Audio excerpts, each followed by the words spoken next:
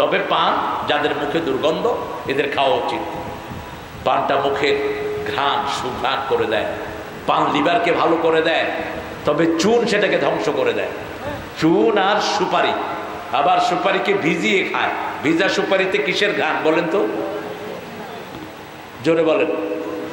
গুয়ের গান। কিসের গান? গুয়ের গান। ওই যে করছে গুয়ের গান।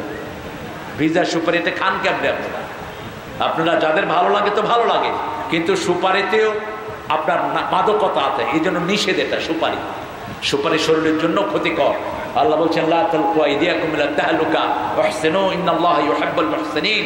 আপনি নিজেকে নিজে ধ্বংসের হাতে ফেলে দিবেন না। আপনি মানুষের উপরে ইহসান করেন, আপনার উপরে ইহসান করবেন কে?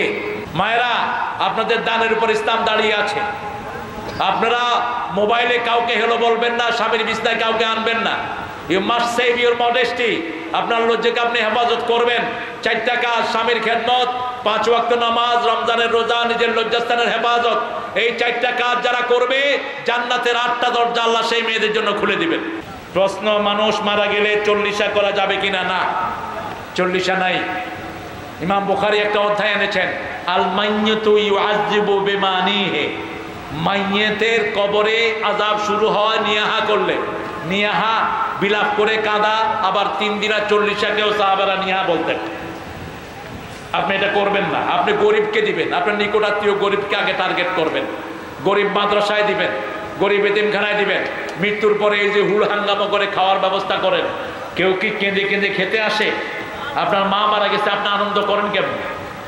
আপনার বাপ মারা গেছে, আপনি আনন্দ করেন কেমনে? সুন্নাহ হলো 3 দিন মৃত্যুর ঘরে আগুন জ্বলবে না, প্রতিবেশীরা তাদেরকে খাওয়া পাঠাবে। এটা হলো সুন্নাহ। 3 দিনের বেশি হলো ভালো, কারণ ওরা তো শোকের ভিতরে আছে। আপনারা তাদের থেকে খাইতে যান কেন? ধার কর্য করে 3 দিনা 40 করে নিষেধ। মুর্দার বাড়িতে আপনারা খাওয়ার পাঠান। আল্লাহর কাছে আমরা চাই আমরা যেন সবসময় ইবাদত করতে পারি। আল্লাহ তৌফিক দান করেন। কত সুন্দর প্রশ্ন। আলহামদুলিল্লাহ, ওই সালাত যেই সালাতে একটা সূরা পরিপূর্ণ পড়া হয়। 4 রাকাতে 4টা সূরা পরিপূর্ণ পড়লেন, এটা হলো শ্রেষ্ঠ সালাত। এটা কি?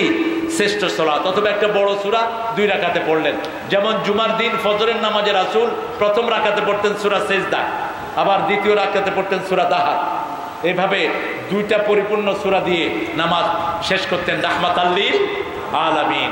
আমরা যেন সেভাবে পড়তে পারি। আল্লাহ তৌফিক দান করুন।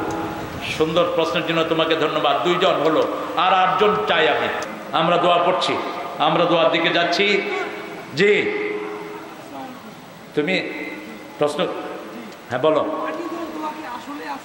না, এটা আমরা বানিয়ে নিয়েছি। মিনহা খালাকনাকুম ওয়া ফিহা নুঈদুকুম ওয়া মিনহা নুখরিজুকুম তারাতান উখরা। রাসূলুল্লাহ সাল্লাল্লাহু আলাইহি ওয়াসাল্লাম এটা কখনো পড়েন নাই। মাটি দেওয়ার সময় এমনি বিসমিল্লাহ পড়ে বস দিয়ে দিলে হয়। সেই রাসূল বলেছেন ইস্তাগফিরু লিআখিকুম, মৃত্যুর পরে তোমার ভাইয়ের জন্য ইস্তেগফারের দোয়া করো। হাত তুলে রাসূল এভাবে দোয়া করেন নাই কবরস্থানে। মৃত্যুর পরে আপনি বলবেন আল্লাহ আমার ভাইকে মাফ করে দেন, আমার ভাইয়ের কবরটাকে প্রশস্ত করে দেন, এখনই মুনকির নকির আসবে, তার সোয়ালটাকে সহজ করে দেন। এভাবে তার জন্য দোয়া করতে থাকবেন।